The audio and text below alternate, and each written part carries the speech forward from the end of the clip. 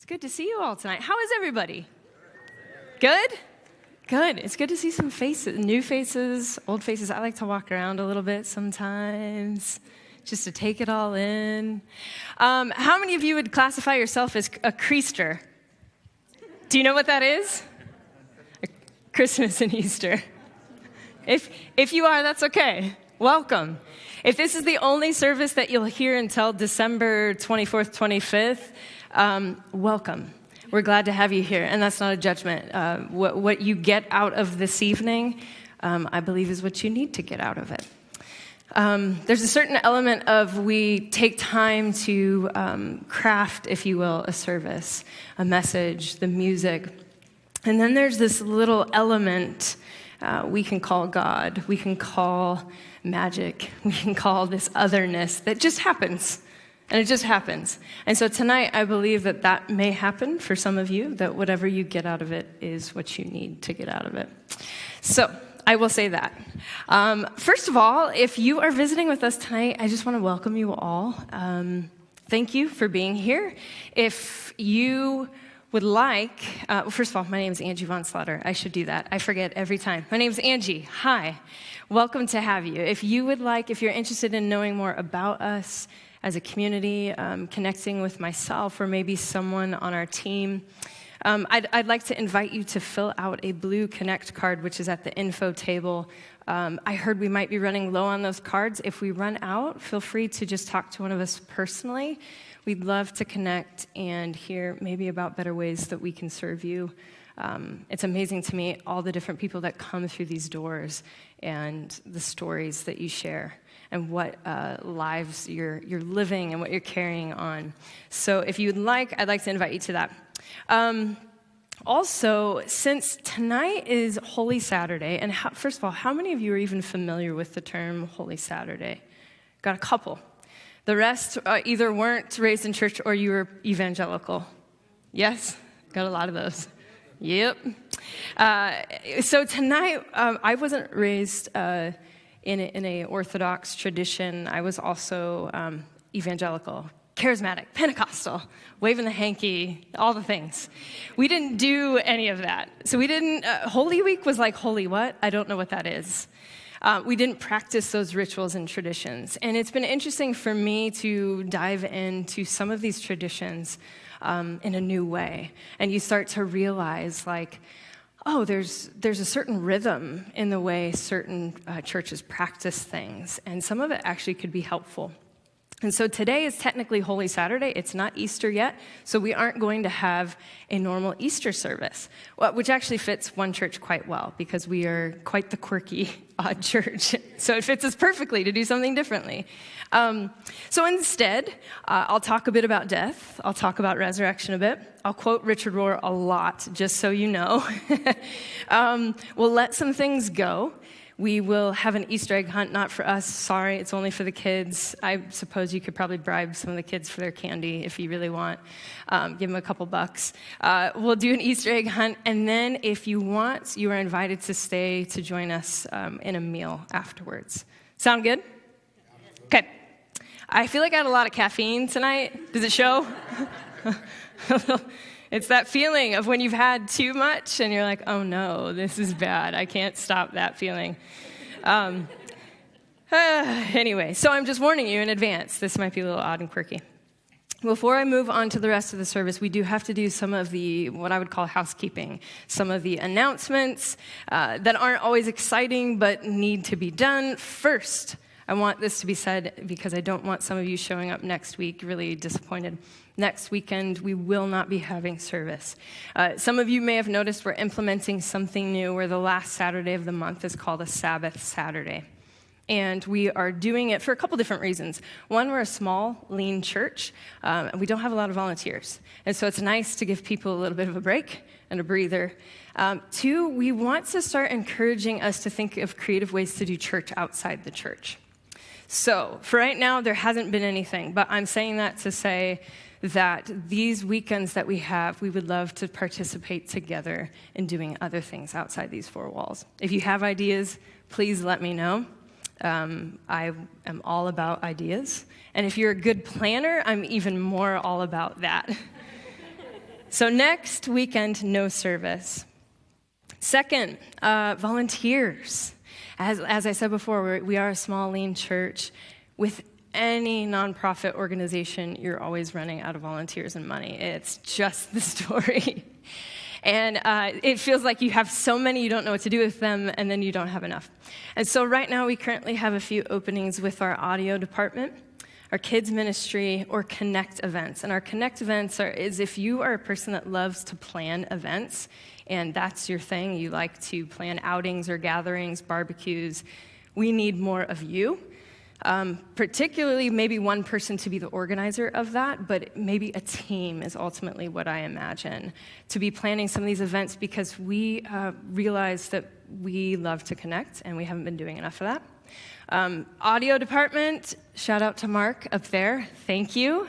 We have a couple of audio team members, but we could definitely use more. And kids ministry, who here loves to work with kids? Yes, you are all going to be in kids ministry now. I tricked you. Next, but first, I do want to say thank you to everyone who already does volunteer and anybody that is interested. It does take a lot of teamwork to make any nonprofit work, but what you see here is only a percentage of our service. We have so much that goes on behind the scenes. Lastly, last announcement, if you're all with me, many of you aren't able to give of your time, and I know that sometimes it's a little bit difficult, but the other thing that some of you can give, and maybe not all of you can either, but if you can, is giving of yourself financially. And many of you have given already, and I want to say thank you for your continued support. You have helped carry our community through some really tough times, and it's been such a gift to see us rally together and support this mission. As an official statement that we are a 501c3 nonprofit, just so you know. We are a nonprofit, and hopefully every dollar will be applied to your tax deductible. If we still do that in this country, I don't know. I'll leave that where it lies. Every dollar goes to further the mission of this community. And the mission is just that we want to create a safe place that reflects the inclusive love of God. And we say that every week, but we really mean it. We realize that safety is important for your spiritual growth. Because if you don't feel safe in here, you won't feel safe to explore, to question, to doubt. When your faith feels rocky or shaky, you're not going to feel safe and secure. And that's important for the mission that we do here. So thank you for that. If you'd like to contribute, there's the link up on the screen. But some of you aren't really, online folks. You'd rather text. We have a text to give, and that number is 480-900-1824. I'll say it one more time just in case you're curious. If you want a text to give, it's 480-900-1824. How was that? Whew, thanks. Who loves to do announcements? Anybody? Pam does a great job. Where are you, Pam? She's probably out there helping, of course. All right, so first I want to start by telling you a story. Since tonight is a little bit of a different service, and we're going through Holy Saturday, we're going to approach Easter a little bit different in this idea. But I want to start with a story that I found fascinating and humorous. So my friend Steve Austin, not to be confused with Stone Cold Steve Austin, different guy, totally different guy. He's an author and a life coach. He lives in Birmingham, Alabama. Roll Tide Roll. I knew there was a couple of you. He shared, so he writes often about the intersection of faith and mental health. And that is his story. I want to encourage you, if you were at all interested in this, he's a former pastor who tried to commit suicide, has a really heavy story, but really beautiful story. The guy does powerful work. If you're interested, I want to invite you to go over to his website, iamsteveaustin.com. But he shared this story on his blog, and he said, hey, I thought you might get a kick out of this. And it was a story about talking about the subject of Easter with his kids. And so I'll read you just a short excerpt of the story. He says, I don't talk to my kids about the Bible or religion or spirituality. You may think that makes me a horrible parent and an even worse Christian. Stay with me. The truth is, I don't want to taint my young children with their daddy's wobbly theology or weak-kneed faith, but when they ask, I'll tell them what I think might be possible. Last Sunday was different. We were sitting at Dairy Queen treating the kids to some ice cream because they mostly behaved during our spring photo shoot. Out of the blue, Ben, my 7-year-old, asked, "Daddy, when is Easter?" "Next week," I told him. I paused for a minute, considering the implications this holy day has had in my life for the past 30-something years.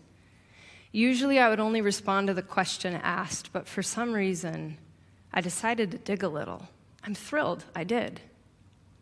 "What's Easter about, Ben?"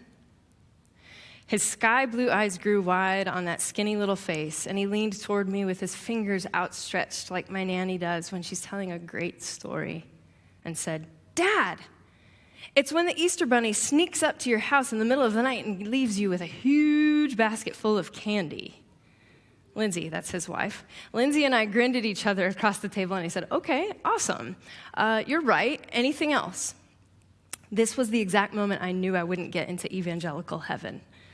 Kara, who attends an evangelical Christian preschool, came to my rescue. She threw her hand up, and her mouth fell open at the same time. This sassy little one, who has no whisper, yelled, "Jesus!" We laughed again, and I asked, "Okay, what about Jesus?" "It's when he died, Daddy, duh." And she rolled her eyes, sassy as can be. I paused for a moment. Should I go on? Do I press the issue? She's only 5 and already scared to death of the Easter narrative, the nails, the whips, the blood, the screaming. I wouldn't let her watch Game of Thrones with me, so why would I talk to her about this equally gory story?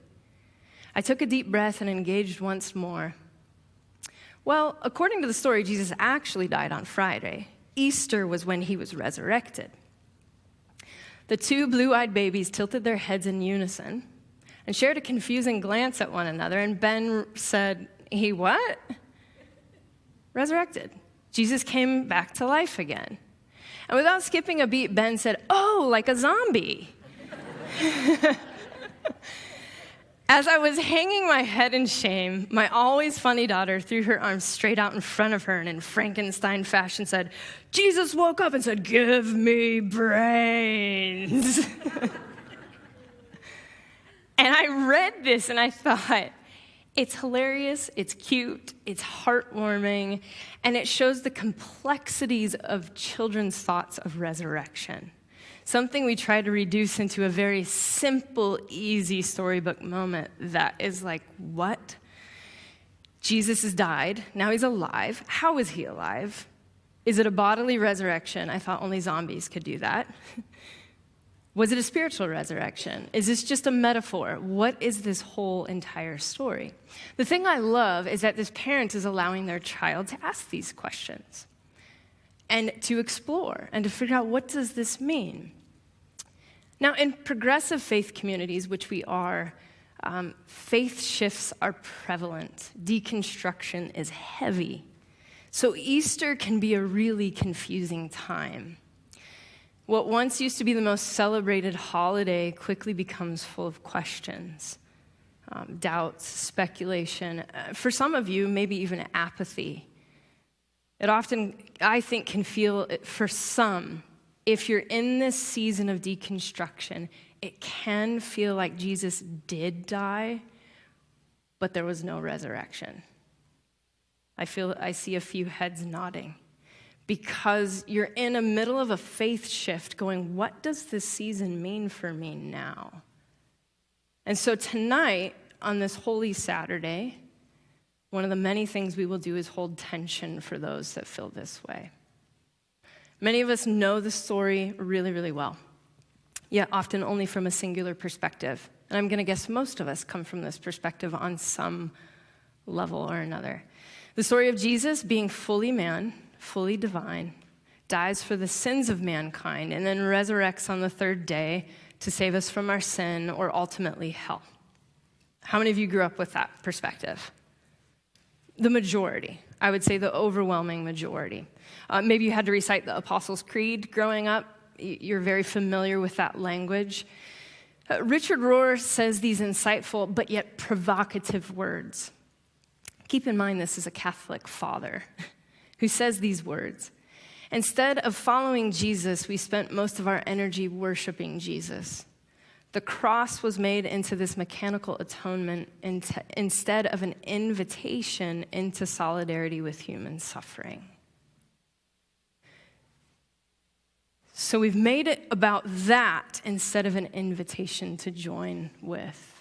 Now, something I've come to observe is whether proven to be fact or fiction, this story. Because let's keep in mind, I know One Church enough, and I know all of you enough to know that we have a lot of different views in here when it comes to this story.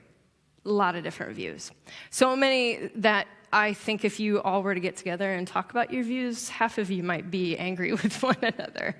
Or you might surprise me because this is a loving, gracious community, and there might be a bit of tension that you hold with one another, a bit of grace.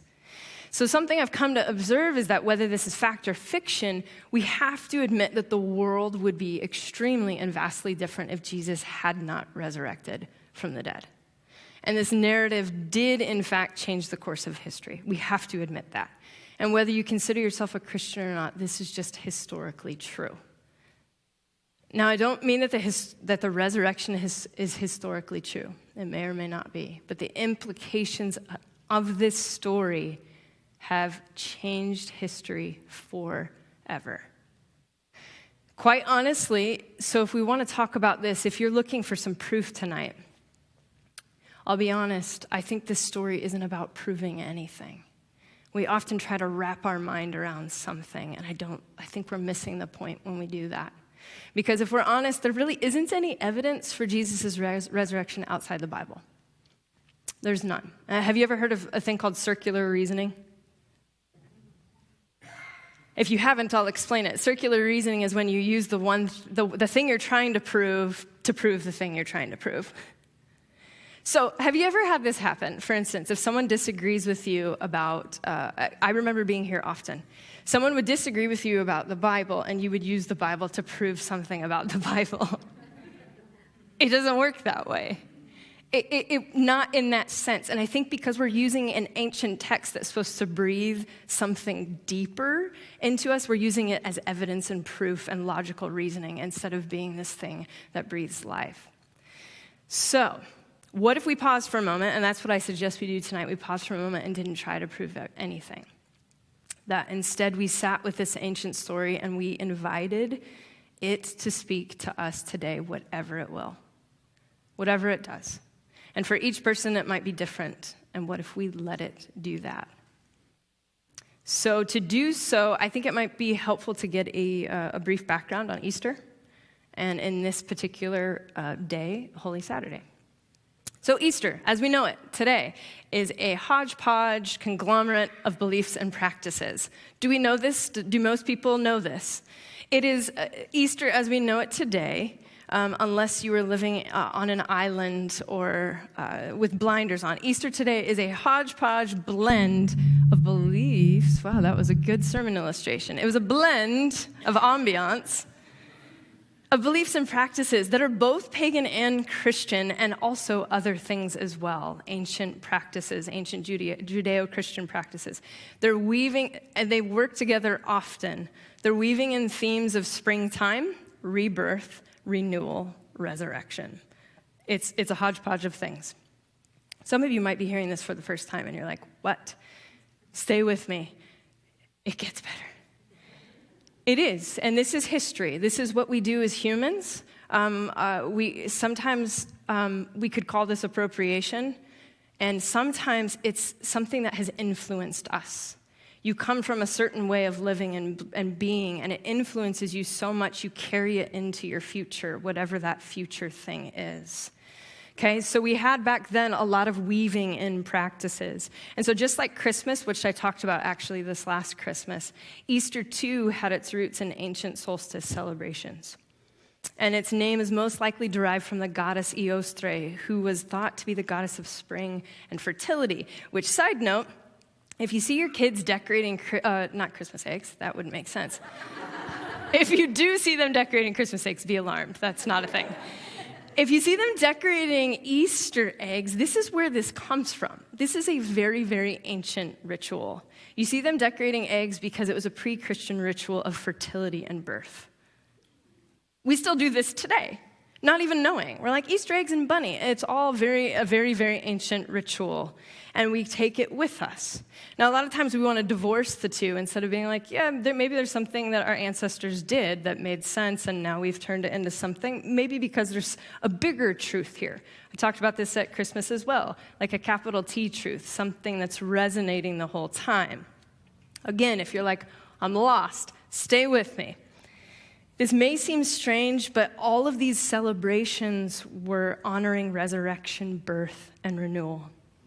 And when it comes to biblical texts, each one of the Gospels tells the resurrection story a little differently. So you have the synoptic Gospels, you have Matthew, Mark, and Luke. They're all telling similar accounts, but they vary, right? Details vary. Some people have called it eyewitnesses. I would call it a little bit different. But in other words, you have three different lenses of things. So things don't always perfectly match up. Then you have John, who's sort of over here, lone wolf, doing his own thing, which some people believe John is talking maybe more about the Christ rather than Jesus. We'll get into that later. So you have this similar story, but variances, and things don't quite match up. So it's important to know that this story came out of a historical and deeply political movement. Before we move at all any further, because I know tonight there were lots of things that I was thinking of in preparing this, and I thought, there's going to be a lot of people here that are probably majorly deconstructing or have and don't really know what to do with this anymore. And so we have to know, first from a historical lens, this was a deeply and political movement, that the crucifixion itself was a very public statement, and a lot of you probably know that. It was a very public statement of this is what happens when you mess with the Roman Empire. This is what happens when you mess with things, when you challenge violent superpowers. This is what happens, you will die. And so from a historical perspective alone, we could say that Jesus was killed because he continually was speaking out against violent power and control and standing up for the oppressed. And that is what it looks like when you join in solidarity in human suffering. So tonight is something a little different, which is called Holy Saturday or Black Saturday. I was tempted to label tonight's message Black Sabbath. I was like, anybody Black Sabbath fans? Got a few people. Some people are like, yeah, I don't know if I could name a Black Sabbath song. Yeah, I can. I'll try later. And it's this interesting ancient practice where it signifies the time of mourning, of loss and darkness between Good Friday and Easter Sunday. How many of you were raised with Holy Saturday at all? Couple people. And I assume those that were probably from the Catholic tradition. Yes, we've got some thumbs up. Yes. A lot of us have skipped Holy Saturday altogether and just went from death to, woo, life's good, resurrection, awesome. Yeah, Jesus saves. That was it. That was the story. You just skipped over everything. But the joy of resurrection has not yet come on this day. So we're not there yet. It's the symbolism of a Christ who is suffering with humanity and humanity suffering with Christ. It was this sorrow and mourning and weeping. So let's take a quick moment to read together in Mark's gospel just a little bit. Mark 15, 25 through 34. It's a little bit small if you can't read it. Oh, it's only small for me. It's good for you. So it was 9 a.m. when they crucified him. The written notice of the charge against him read, King of the Jews. They crucified 2 rebels with him, one on his right and one on his left. Those who passed by hurled insults at him, shaking their heads and saying, So, you are going to destroy the temple and build it in 3 days. Come down from the cross and save yourself. In the same way, the chief priests and the teachers of the law mocked him among themselves. He saved others, they said, but he can't save himself? Let this Messiah, this King of Israel, come down from the cross that we may see and believe. Those crucified with him also heaped insults on him. Side note, could you imagine that? Like you're about to die and people that are about to die are also yelling things at you? Like, how low would that feel? At noon, darkness came over the whole land until 3 p.m. And at 3 p.m, Jesus cried out in a loud voice, my God, why have you forsaken me?" Insults, injury, pain, suffering. Some call this evening the great silence, for God has died. Now we have to pause for a minute and know that if you're living at that time, from your perspective, your Messiah has died. And we forget that, have you ever been in a dark night of the soul before, where you feel like your God has died? Anyone? Most of us don't want to admit that, although this community, I think, does that real well, where there's this moment where your faith is shaken and you think, where are you? Why have you forsaken me? You've left me here. And it's this moment, this feeling, this heartache, this weight. That's what we call Holy Saturday. When we sit with that discomfort, we don't try to rush it and make it better. We just accept what is, and we mourn. I have experienced this moment a few times in my life where my faith was one thing and then it was another, and I wasn't really prepared for it, because you're never prepared for those things. It's not like you schedule next Tuesday, I'm going to faith deconstruct. It doesn't happen that way. It just happens until one day you go, oh, how did I get here? I don't know what end is up. I don't know what I believe. God, who are you? Where are you? Why don't I hear you, feel you? What is going on? And it's this moment that I hear what Jesus says, and even though I will never know what that feels like, I certainly know what it feels like to utter those words and mean them. I do. And so maybe it's not about your faith at all. Maybe for you, that's not an issue for you, but maybe your life seems like it's squeezing the actual life out of you. I know some of you have been there, and maybe you're there now. You're pressed on all sides. You're trying to make ends meet. You're just trying to stay afloat. And you're like, why am I forsaken? Things just don't seem to be working out. Money's tight. Your relationship is strained. Maybe it's ended. Maybe you have friendships that are a little bit stressed out, not working well. And you're feeling like you're going it alone. And you feel as if maybe there's no God at all. Or if you know there is, you're saying, where are you in this? Yeah. This night, Holy Saturday, among many, many, many things, signifies a great mourning of losing what was and anxiously waiting in this liminal space. We don't do liminal space well as humans. It's hard. It's hard because we want to rush to that next thing. But maybe the point of Holy Saturday is to challenge us to actually pause, to sit with it, to sit in the silence between the death and the resurrection. But it's hard for us to pause. And we actually just had this whole season of Lent talking about waiting and listening and making time to just sit and listen. And I think when we do, especially in moments like this, it prepares us for what's to come. But we just want whatever's to come to be here already, right? Anybody with me? You're like, come on, could the season just be over? I've had those seasons where literally everything went to hell in a handbasket. And you're like, this is awful.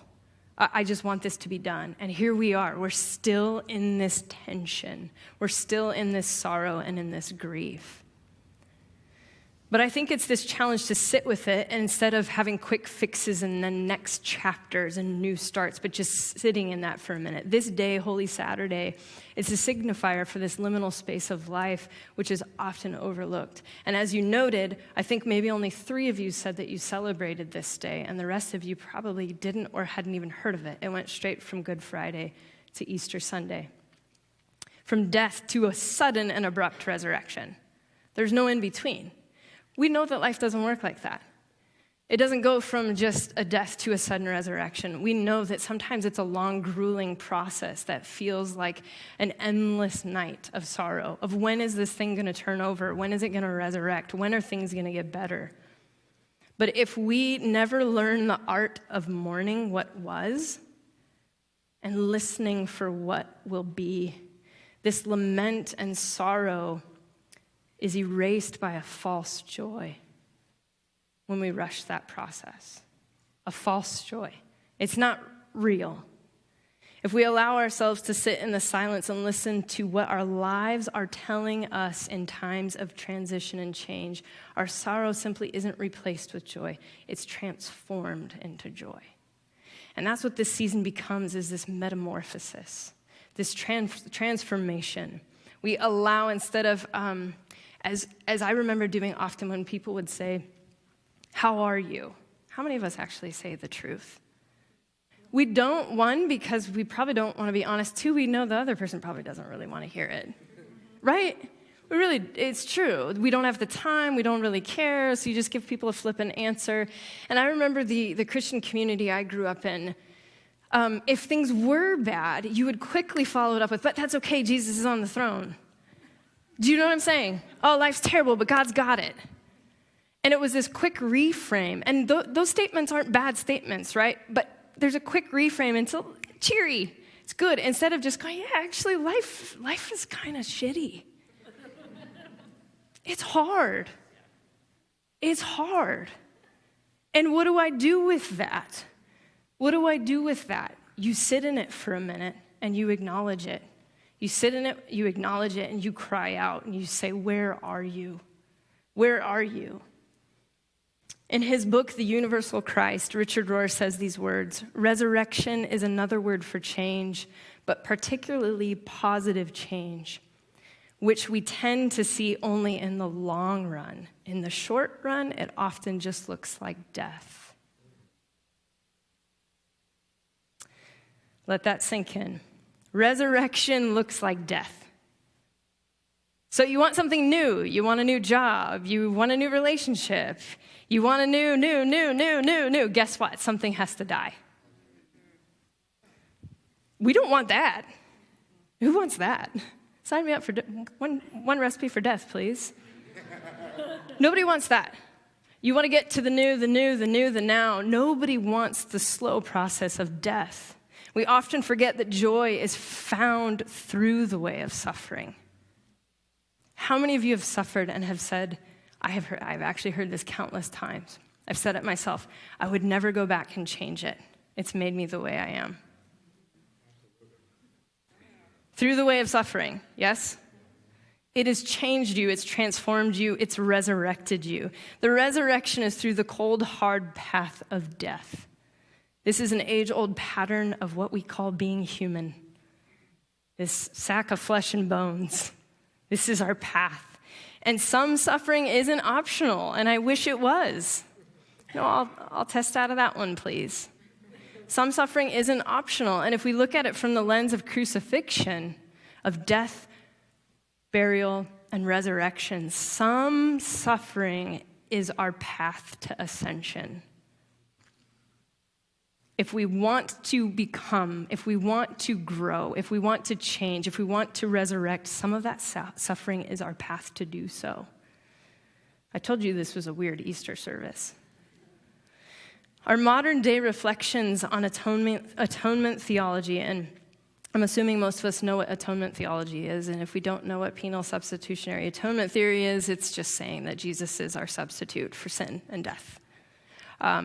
Most of our modern day reflections on this atonement theology during Easter season, and this was wildly fascinating to discover as I have been studying this. It's vastly different from the ancient Lenten and Easter practices of our ancestors.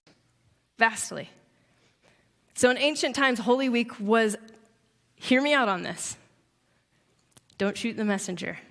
Holy Week was about the prayer and meditation of being Jesus. It was a moment to reflect on being the resurrection. What? How many of you heard that in your church? I never heard that. So our ancient Christian ancestors had this practice of saying, and we say these, "I'm crucified with Christ." That's a very biblical statement. What do we think that even means?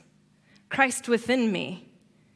We say all these statements, and then you go, oh, our ancestors actually looked at it very much so as this is my path too.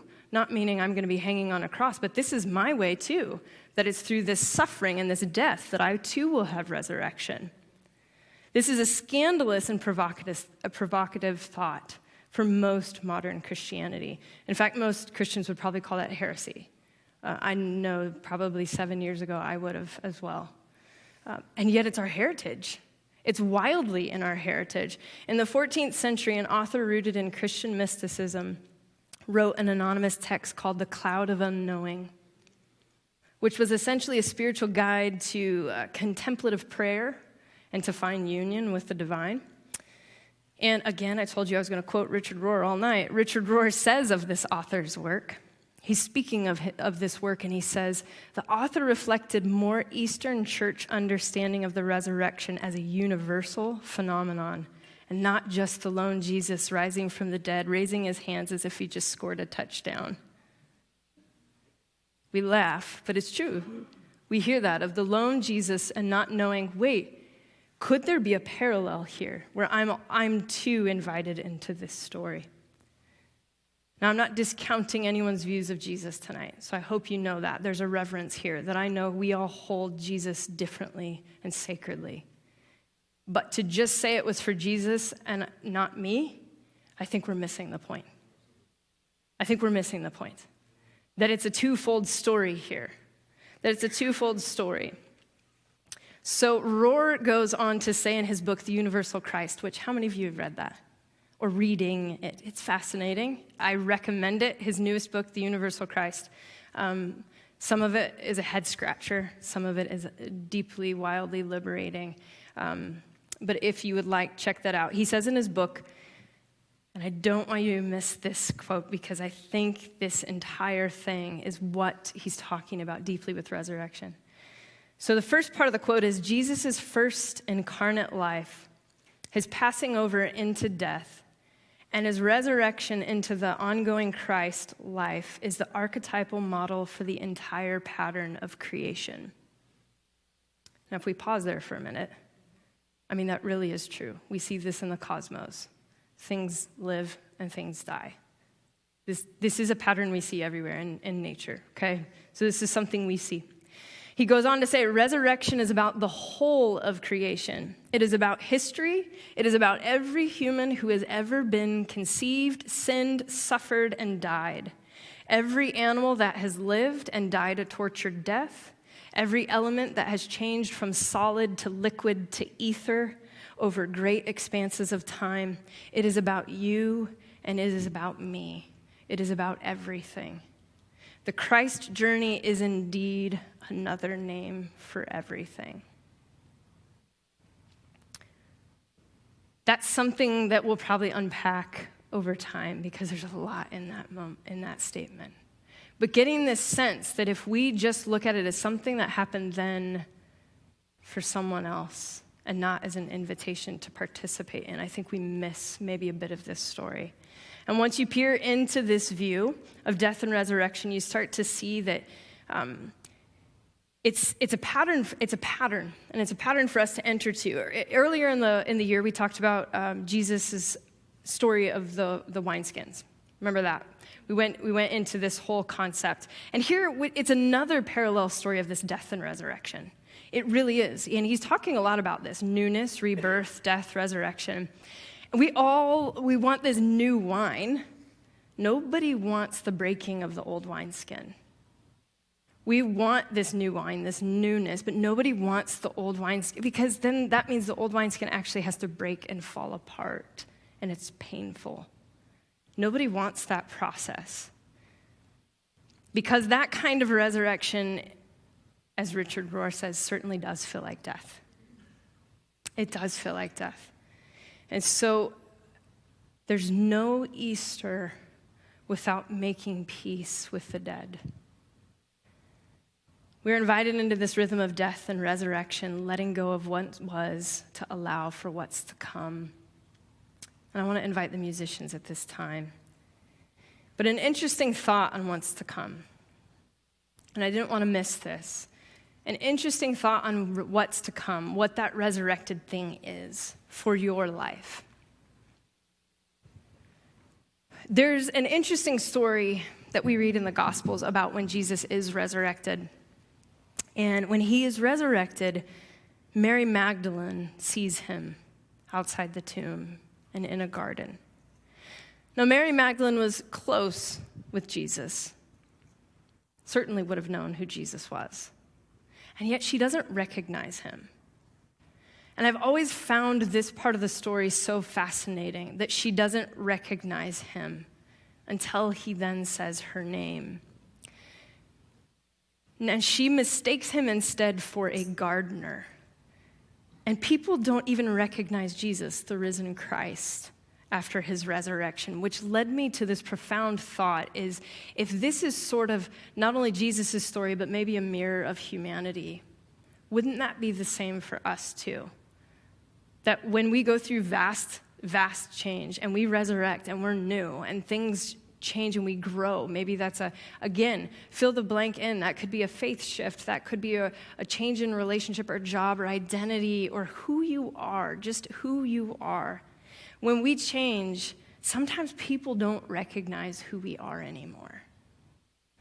Sometimes we don't recognize who we are anymore. And sometimes what's reborn is so new, so unexpected, it's unrecognizable. So tonight, as we close, I want to leave you with a moment of reflection. We are going to enter a moment of music, and we're going to do something together as a community where I want us to be, you'll notice there's notepads on the end of the aisles. There's some on that end and some on that end. There's, I think, only one pen per notepad. Hopefully some of you have pens or you can share. What I'd like you to do is take that notepad and tear off a piece of paper, and then you can pass it down the row if you'd like. And I'd like to invite you into a moment of reflecting on this question here, that what do I need to let go of in order to enter into a resurrection? And that could look very, very simple, or it could look really deep. Now, if you really want, for extra credit, you could take your paper and put it in half, and one half could be the thing that you're letting go of, and one half could be the thing that you want to claim into resurrection. Now, what I want you to do is, if there's something that you have a hope for this new season in your life, if there's like an intention, if there's something a prayer, if there's a desire, something that you have for this new season in life, I want you to write that, and I want you to keep that part. Don't get rid of that part. Keep that part for your reference. The other half is about letting go. And so I want you to take the thing that's no longer serving you, the thing that you know might be holding back your resurrection. Maybe you don't even know it's holding you back, but it's the thing that's causing you struggle right now. And that could be whatever it looks like for you. You can write that down on that part, and we're going to have a moment of music, and after that, it's going to feel a little different and look a little different, but I want to invite everyone, after the song is done being played, we're all going to get up from our seats and make our way outside, out to the front, and we're going to have a short letting go ceremony together, where we will release this and move into a season of resurrection. So let me close this portion real quickly in a moment of prayer.